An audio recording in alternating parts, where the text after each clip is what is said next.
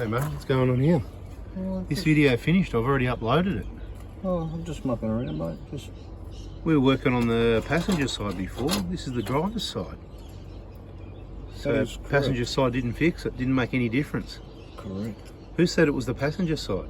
Well, it was just a calculated guess that wasn't very calculated. And didn't the mechanic next door say if you turn that way it will be the passenger side? We had the same kind of thought process. Yeah, you did, I did. We all did. And the whole point is, people, just quickly, don't try and work out which side bearing you need, just get the pair, because it'll be the opposite one to you think, and if you're right, the other one will be failing soon, shortly afterwards anyway. Definitely need to replace both. Yeah. So when you felt the old bearing from the passenger side, it felt pretty good, yeah? Yeah. That's why it didn't make any difference. And the one you pulled off the driver's side here just before, pretty rough, pretty hard to turn felt by the looks of it. very gritty and a little bit restricted. Yeah, so driver's side, so there you go. And it really sounded like it was coming from I'll agree, it sounded like the passenger side when I was driving. But it must have been the opposite. When we're turning left, the weight's getting pushed on this, which is quietening it down a bit maybe. And this is the point, right? There's two bearings in there, and when you turn, you're just loading up one side of the bearing assembly, if you know what I mean. So it's kind of telling you which bearing it is inside this assembly, but it could be either left or right side of the car, because there's two bearings each side, they're both large. Anyway, man, you're doing a good job. Second time round, blitzing it. Getting a bit quicker. Yeah. Any tips you got for anyone? What's the top 3 tips if you had to give any recommendations to people doing this themselves? Watch the videos. Okay. Replace them if you're in any doubt. If you've hit over 200,000 Ks and you're planning on doing any extensive outback travel or anything far away from home. Yep. And if you're like me that you wanted to risk it for the biscuit, make sure you carry some spares. Yep, no worries, that's it. And plenty of old spares around, because a lot of people do replace them. What size is that socket there to do that special tools you need? 17 mil. 17 for those bolts. What about this big nut here? What's that again? That's 35. 35, yeah. 12. What other special tools? Something to get that cap off, like a wood chisel or something like that. It's handy. Yeah. Screwdriver can do it if you get lucky, but sometimes they're a bit tight.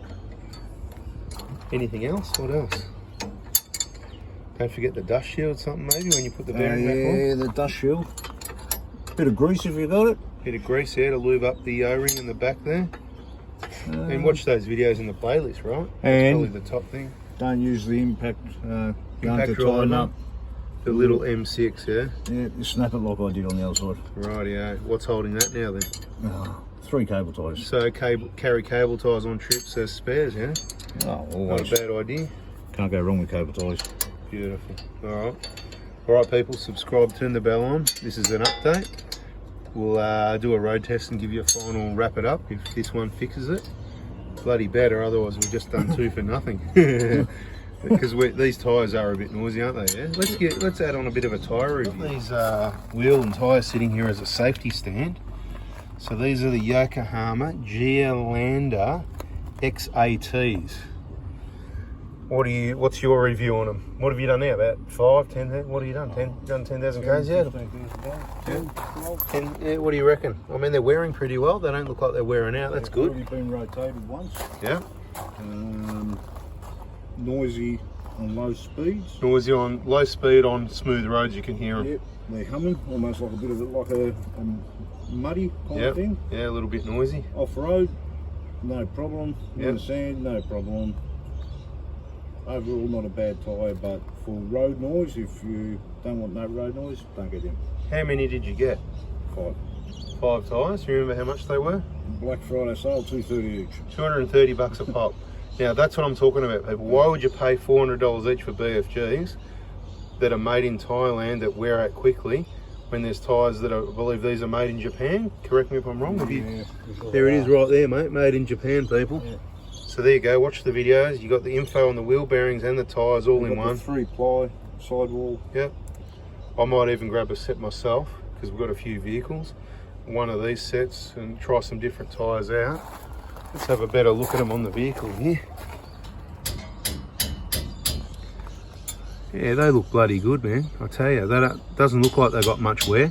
It's going to take a bit more time, we'll tell. There is some other people that have got them. They're in Oz Prado crew. And I think if you see this video, it's probably worth doing a little post, put a photo of your tyres and say, you know, how many Ks you've done and give a bit of a review so far.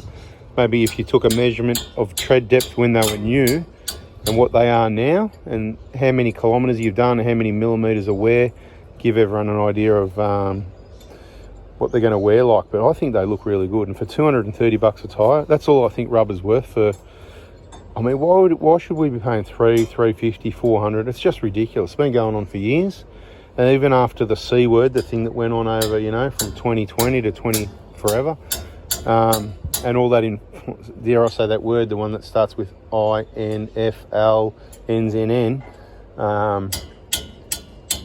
you can still get these in the last 6 to 12 months for $230 a pop. Shop around, people, don't get ripped off. There's a new one here actually, so if I had a ruler, I could do a visual and tell you what I think, how much water stick. I'll do the finger test, right? Rightio. I need to find the same corner. It's not very accurate sort of measurement, but feels like less than a millimetre.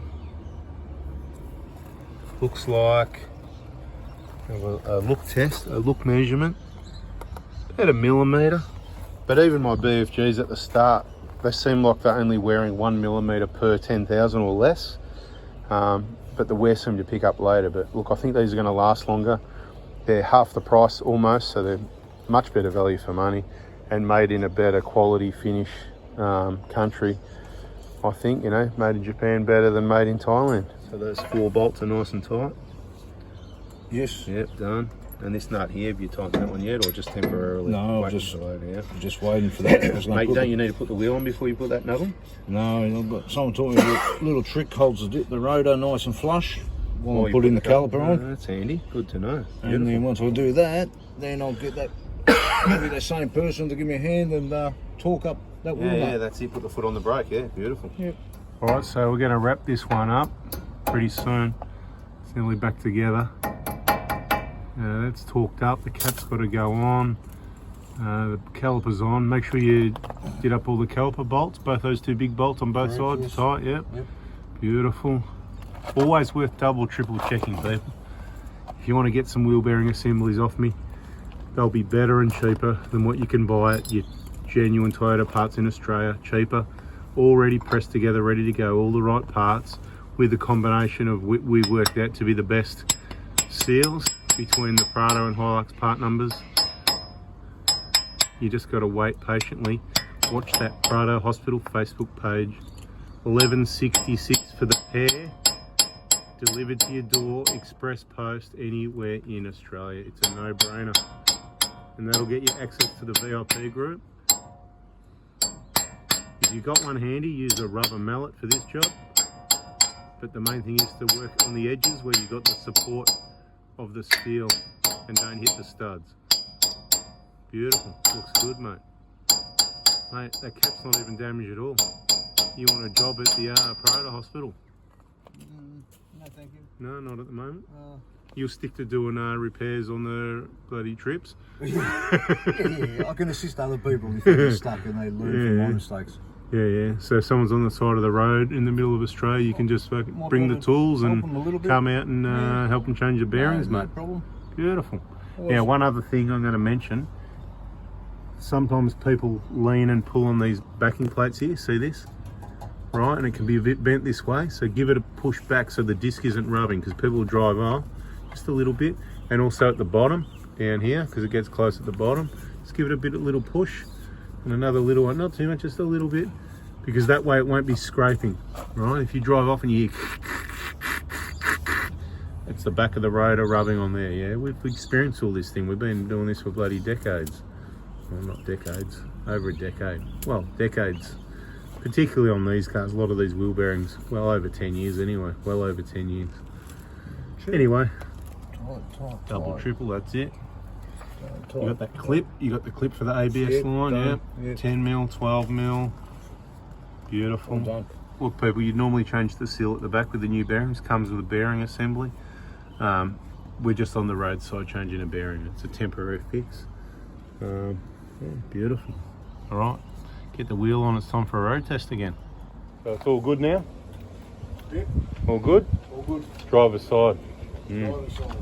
216k. Beautiful. All right, people. Catch you on the next video.